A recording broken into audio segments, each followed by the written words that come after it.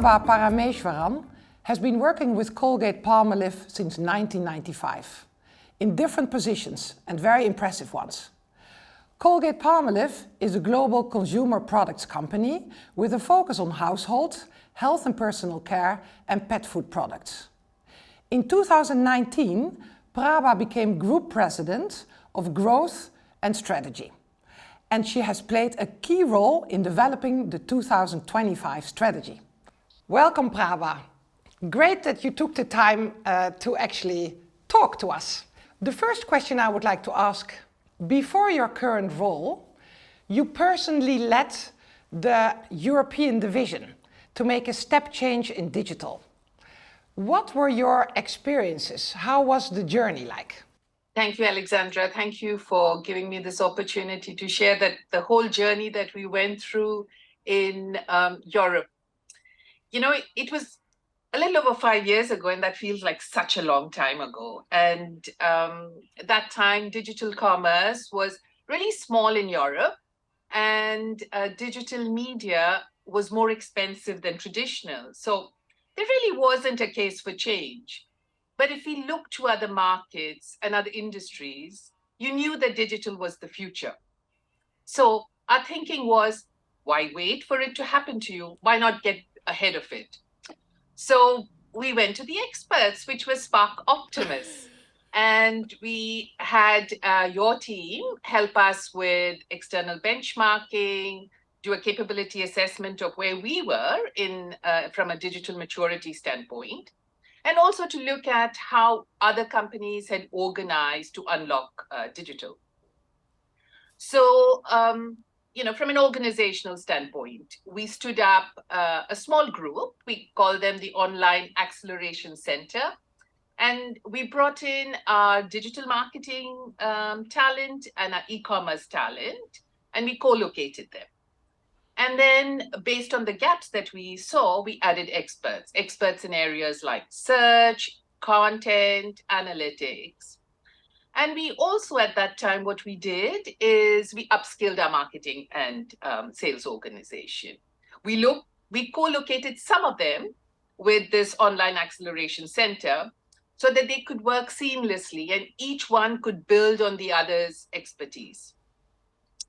And in a very short period of time, I'm really pleased to say we made great acceleration in Europe. And of course, besides working with us, you did, I think, exactly... That was the best part. No, I think you did amazing things in terms of making this center, upskilling everyone, co-locating them with everyone also in the field.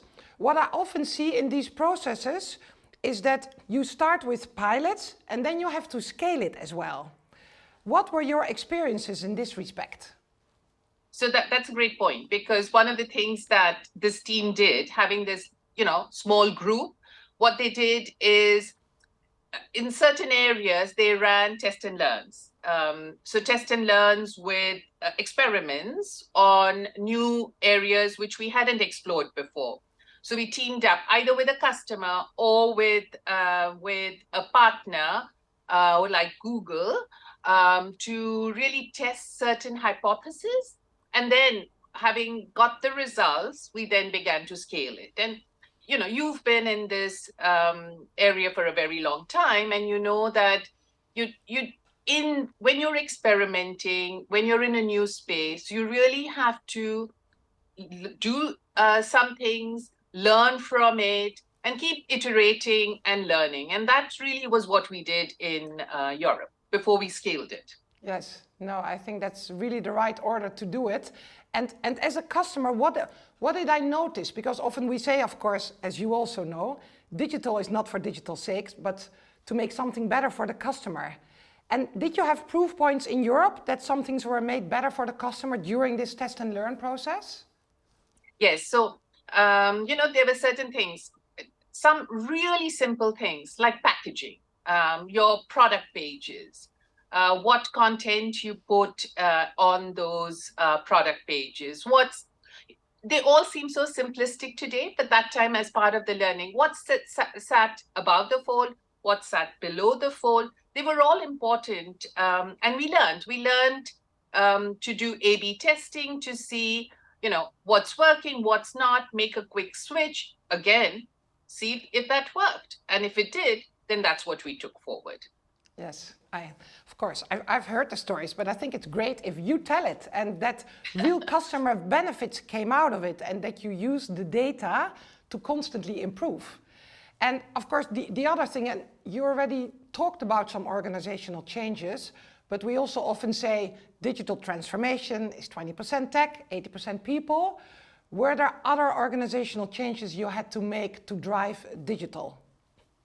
So as I mentioned, we created this dedicated organization. We hired specialists where we needed it. We also put talent into the key countries so that they could execute, but equally importantly, they could be advocates for digital. So at Colgate, we talk about 4 Ps. It's people, process, platform, and partners. And partners, as in the European case, the partners were people like SparkOptimus, Google, and many others that we partnered with. So the first P is people. Nothing can be achieved without people. And it was not just about digital talent, as you know. You need all people in the organization to believe in digital and to become digital. So as they say, it takes a village to raise a child. And can you tell something about the successes of this journey? Yes, as I said, some of the early successes were redesigning our product images, the product pages so that we could win in search. So that was number 1. The second piece that the team really went after was developing content. And, those days, dynamic content was still new. And so they did a lot of experiments around that area. And we got unprecedented brand lifts on Colgate Whitening, on Sanex, on our kids bundle. And the other piece of it was e-commerce. Our e-commerce shares tracked consistently higher than our brick and mortar shares. And our brick and mortar shares are pretty high. And, all this really helped build that momentum in the organization. It helped people understand the importance and the impact digital can have. So having these early successes got general managers on the ground, the key stakeholders around the division to really embrace digital. Great that you achieve such successes, because that's always best to get everyone enthusiastic about the journey, because everything is so different. But maybe also for yourself, maybe a bit more personal, at least my team said that you also personally really were sure that you got to know everything about digital, huh? Yes, I really think that it's critical. And again, something that I'm sure I'm preaching to the converted, transformations have to start from the top, right? We if we want, as leaders of the transformation, we need to model that behavior.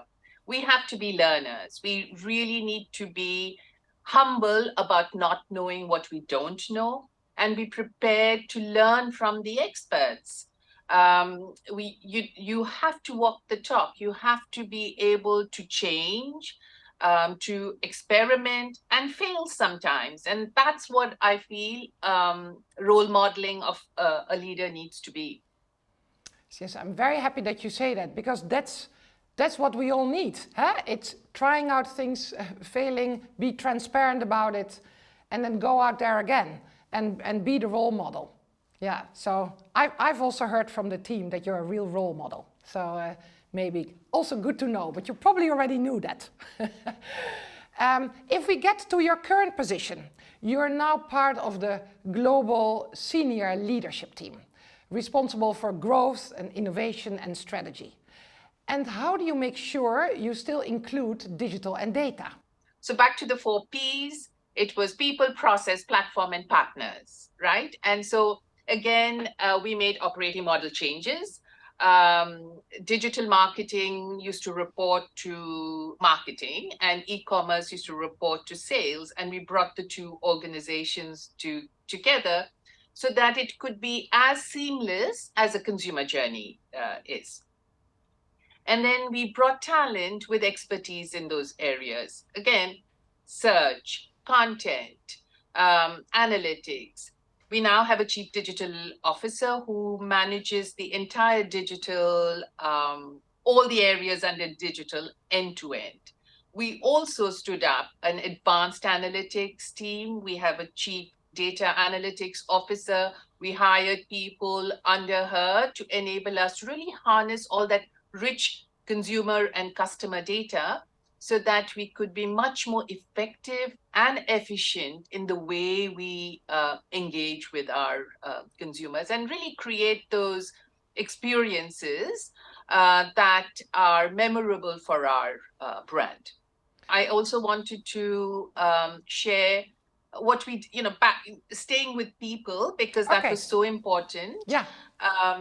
Because now it's not, doing it at a division level, you're doing it at an enterprise level, right? So what we did is really invest in upskilling the organization. So in 2 years, 16,000 Colgate people have completed digital training and 14,000 completed data literacy training.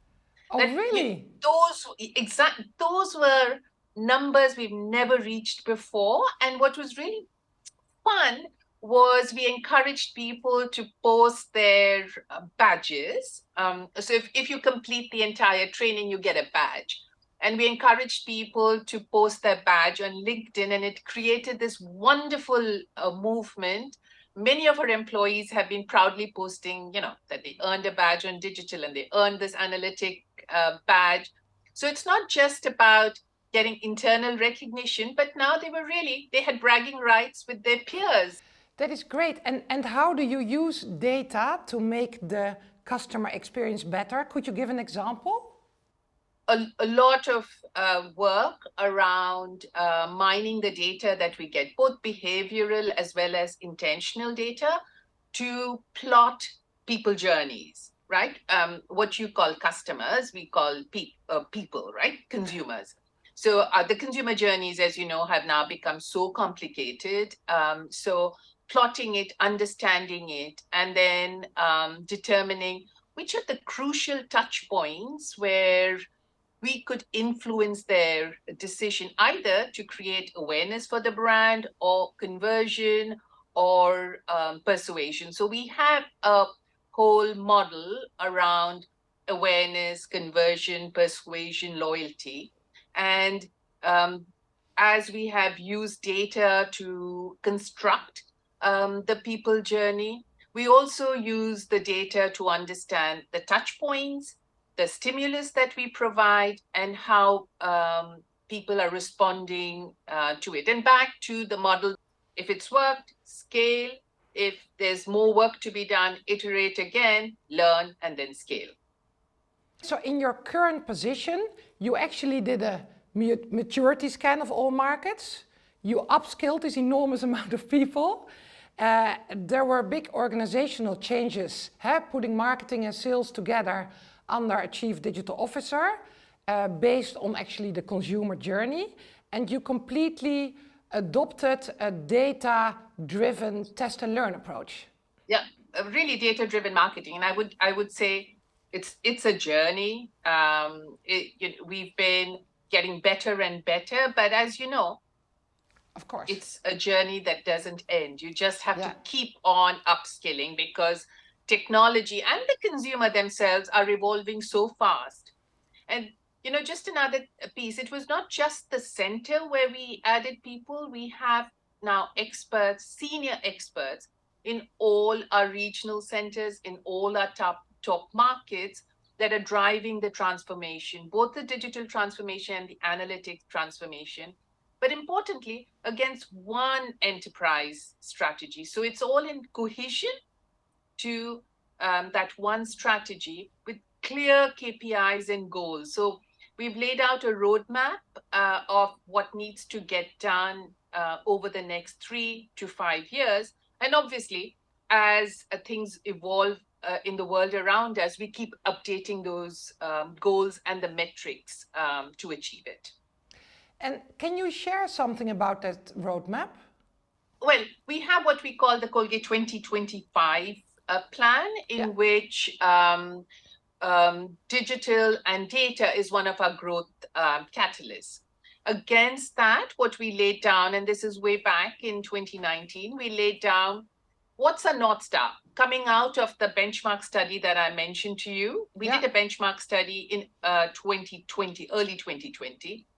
And based on where we were compared to our industry peers, we laid down what are the key things that we needed to conquer. And we have a path, a whole roadmap to get to that North Star, broken up by year, by function, by country, by brand. And we have clear metrics and measurement methods. And the team's done a wonderful job of also building scorecards, right? In conjunction with our IT, there are clear scorecards so that the teams can see, are they making progress, where they're not making progress, and what action needs to be taken. And we as a team, the division, we call our regions divisions. The divisional leadership team has visibility to what's happening. We at an enterprise level can see the progress that we are making. And just hot off the press, I have to share with you that we did another survey with a leading consulting company. So we've done the survey, as I said, in 2020. And at the end of 2022, we repeated the survey to understand, again, to get a sense of, are we making progress? Yeah. And the great news is that according to the consulting company that did the survey for us, in the past 2 years, Colgate has moved faster and more consistently across all the measures of digital and data-driven marketing compared to industry peers. So it's really helped the organization embrace experimentation, not getting things right every time, but keep striving to get even better. So it's been really transformational, not just in the digital area, but digital scorecards led the way to changing the cultural mindset. But that is really great. And I'm wondering also in this respect, because you talked about the customer journeys and of course to be customer first. And I see with a lot of, global companies that of course to be customer first, you want to give your local teams, as you also said, the divisions, or even more specific in the regions or the countries, you want to give them the empowerment and the flexibility to do whatever it takes to make the consumers happy. But how do you balance that local empowerment and flexibility while you also are centralizing crucial digital capabilities? I think that's always a big question for everyone. Yeah, absolutely. And especially for us, we are a fairly decentralized organization. We have, 6 divisions and, balancing. And one of the values we've been talking about is empowerment. So balancing empowerment with flexibility and having scale is really, really critical. So the way we did it was having, clearly articulating the strategy, clearly articulating what the choices were, what the priorities are, and what the KPIs would be to measure progress. And equally, following on that, we did a fair bit of work, and I think you would really appreciate this because you know that in a matrix organization, how important it is to clarify who does what, who has the decision rights, what are the guardrails. And once that is done, you can unlock creativity and entrepreneurship in amongst your team. So at Colgate, we call it the power of we. But then still in terms of the empowerment, and does that work, how does that work? If I'm in a country and I think whatever they think of in the head office, they don't know how my market looks like. But on the other hand, you want also your return on investment for the digital capabilities that you need. And they're quite scarce, so you can't put all the digital capabilities in every country. How can you balance that? So we defined the North Star, we defined 6 priorities. And we said, these are the 6 priorities at an enterprise level. What does that mean? And then we double-clicked it, right? What does that mean, therefore, in a division.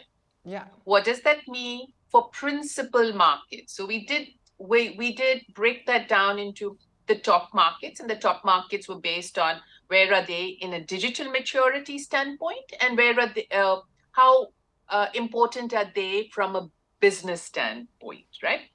And then the next level was those markets which may not be the top markets from a digital maturity standpoint, but we would want them to start laying the grounds for when the market gets more mature. So we did do, simplistically stated, we did archetypes. Yeah. Mature, more sophisticated markets and businesses, those that were in the middle, and the third was more of the emerging markets. And for each of these, we co-created, depending on their market needs, as to what needed to get done, both from a talent perspective. Like, not everywhere do you need the full ecosystem of talent. You would need that in the sophisticated markets, in the emerging markets, but there were certain principal areas or principal capabilities that needed to be there in those markets. So we did a very granular, requires a ton of work and a ton of patience. Now, and if we dig deeper a bit into the transformation, let's say the softer and the harder sides of it, how do you manage a transformation? So, you know, from I have 4 C's that I talked about 4 P's for transformation, but personally from, my standpoint, there are 4 C's, and they are curiosity, clarity, courage, and connectedness. And curiosity for me is all about learning. It's about continuously learning new things, not being afraid to say, I don't know, and being super comfortable being uncomfortable. And you know, digital really tests that curiosity, because things are constantly changing, and I don't think you can ever score yourself an 8 out of 10. I feel I'm always hovering around the 2s and the 3s, because when I think I have sort of got to understand something, there's something new to learn. So curiosity for me is really critical. The second one is clarity, and I think, you know, I've talked about clarity a couple of times, but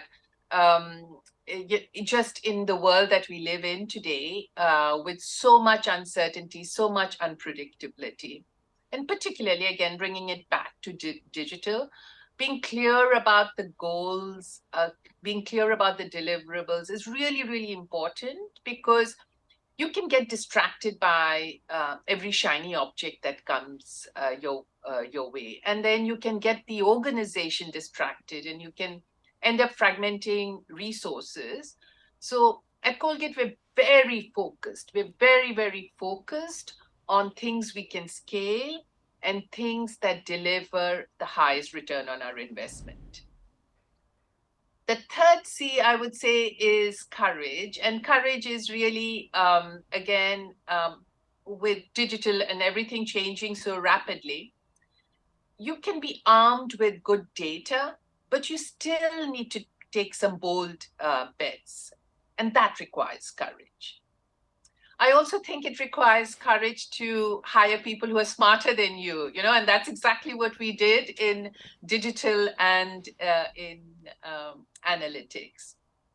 And the fourth C is connectedness. And connectedness, I think digital really requires us to de-silo the organization, because the interdependencies are huge.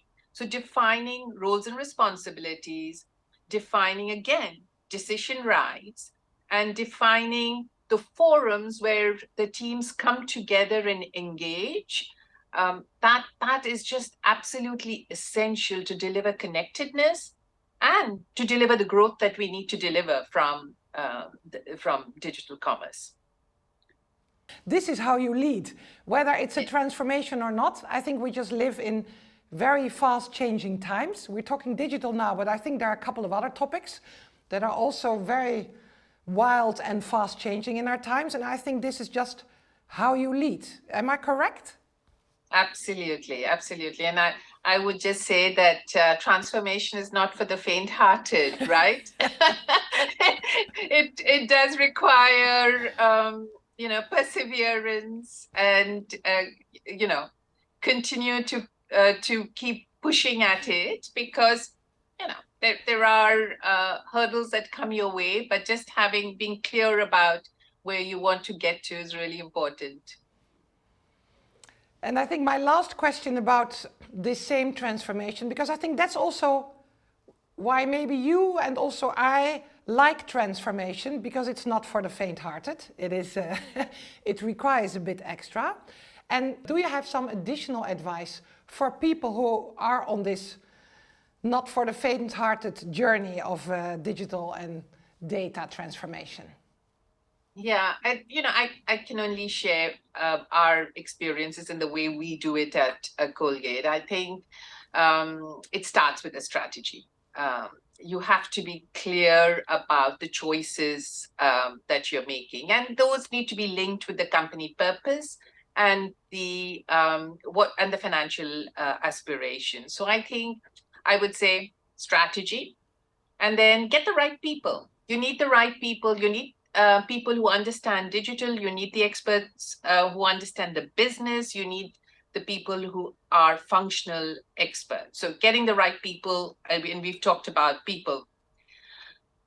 You have to lead from the top. You have to declare your North Star. You have to declare your expectations and the deliverables. And then you have to enable it by creating an environment in which you connect people. You create an environment in which it's safe. It's safe for people to experiment and try new things. And you have to actively sponsor digital. And then, of course, as we've talked about previously, you have to have clear measurements. And then as you measure, you need to reward and recognize people for the progress. And, given that it's a transformation, given the change that you have to bring about in the organization, the change that you have to bring about in the culture of the company, I think recognition and reward becomes really, really important for the people who are, at the front line driving this change. I think that's a great advice. And I think it's all needed, for a transformation. I completely agree. And if we go back to your first P, the people, and of course the talent that is needed, that you need to attract for digital and data, how do you do it? How does Colgate do it? So I would say this would be a topic for a full podcast, right? So the war for talent, digital data, analytics, IT, it's real. And so how have we been doing it? It starts with our purpose. So our purpose, as I'm sure you have read, it's we declare our purpose as Colgate is a caring innovation growth company that's reimagining a healthier future for all people, their pets, and their planet. And our purpose, combined with the fact that we are in more homes than any other brand, is truly inspiring for our talent. And so for our talent, but equally we, when we are hiring talent, we bring that up front. So the purpose and the fact that we're the most highly penetrated brand. And then back to clarity, giving people a clear vision of the future of the company, but also their future within the company. So clear career pathing in terms of where could you get to with certain competencies and deliverables. So laying out that career path has been really important for us. And then, growth for them personally. So what's in it for them? how could I grow? And I think one of the questions that people have is, can I grow to senior leadership positions? Can I grow into to be the head of a division? And it's possible. So we lay that out for people, and it's also being able to walk the talk, right? So if you look at our board of directors, we have great directors who have deep expertise in digital and data. If you look at our senior leadership now, with the chief digital officer, the chief analytics officer, our IT organization, there are talent and senior people in these roles. So they can see that it's not just us, something on a piece of paper, but the organization actually values that talent. And the last thing I would say is really important for us, not just for digital, but really for all our talent, is creating an inclusive environment where everybody feels they belong and that they can bring their authentic self. And in the context of digital, this inclusiveness becomes really important because people need a safe environment in which they can experiment, because the very nature of experimentation is that you will fail. And so creating that safe environment where it's okay to fail, as long as you learn from it, it has been really an important piece of what we've been doing. I actually have an additional question, but I wanted to ask it because I think you're very value-based, very purpose-based. You're also responsible also for sustainability. I think you do a lot of great social actions. Can you say something about that? What you do in this area? So again, guided by our purpose, right? Our purpose is all about creating that healthier future for all people. And I'll tell you, each of those words were chosen with great deliberateness. So all people, their pets, and the planet. So the healthier future is all about the categories that we participate in, whether it's oral health, pet health through nutrition, skin health. We work with deep science and we work with the profession. So in all three of our categories, in oral care, we work with the dentist, in pet with the vets, in skin with derms, aestheticians, pharmacists. So between science and the profession, that's really our commitment to health. But equally, we are committed to the healthier future underlines our whole ESG approach. It's around protecting the environment, and we have declared again our goals for 2025, for 2030, zero carbon by 2040, and all of these come with roadmaps. I assume you know that we were the first company to launch a recycled tube in toothpaste, and that was as the oral care leader, our product comes in plastic toothpaste that was not recyclable. So we made that switch. We've made a commitment to that technology. And we've also made that technology available to our competitors, because we need more people to adopt recyclable tubes to make recyclable really, really happen. So that's a piece on in the environment and climate. But we're very committed to the social piece of sustainability as well. And on social, we also have a program called Bright Smiles, Bright Future, where we educate children on oral health and hygiene. As of 2022, we have reached 1.6 billion children.